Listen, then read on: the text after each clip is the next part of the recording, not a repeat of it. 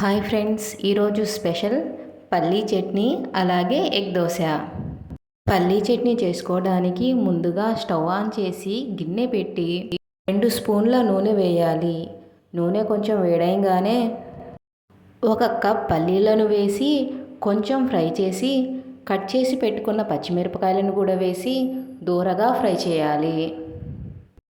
ఇలా పచ్చిమిరపకాయలు పల్లీలు బాగా దోరగా వేగాక స్టవ్ ఆఫ్ చేసేసి ఇందులో కొంచెం చింతపండు, ఒక చిన్న అల్లం ముక్క, 4 వెల్లుల్లి రెబ్బలు పొట్టు తీసి వేయాలి.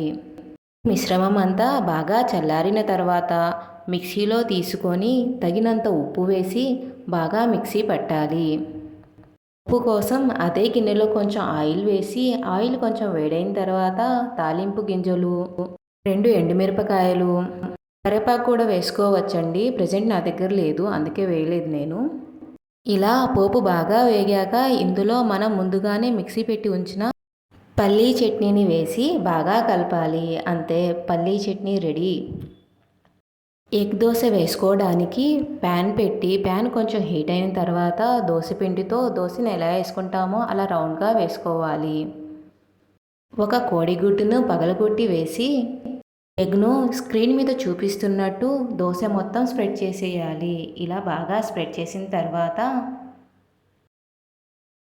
మన టేస్ట్కి సరిపడ్డ కారం తీసుకొని అక్కడక్కడ అలా జల్లుతూ వేయాలి. అలాగే కొంచెం సాల్ట్ కూడా వేయాలి. 1 స్పూన్ నూనె వేసి బాగా ఎర్రగా కాలే వరకు ఉంచాలి. ఇలా దోశ ఒక సైడ్ ఎర్రగా అయిన తర్వాత రెండో సైడ్ తిప్పాలి.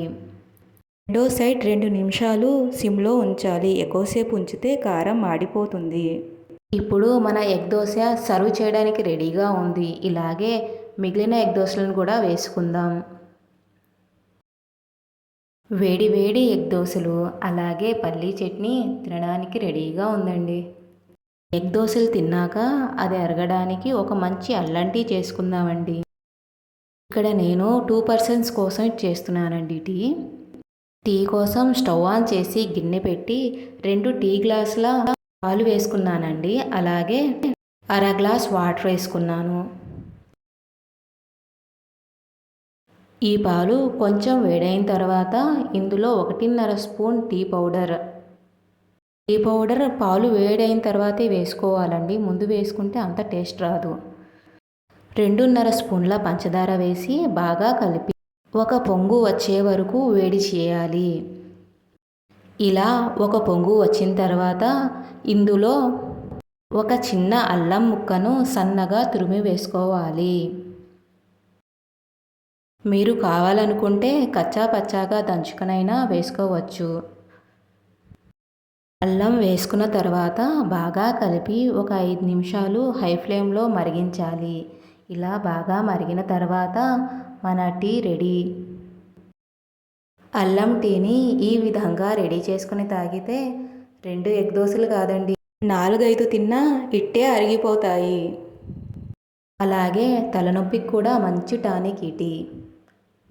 ఈ వీడియో మీకు నచ్చినట్లయితే please like, share and subscribe my channel. Thank you.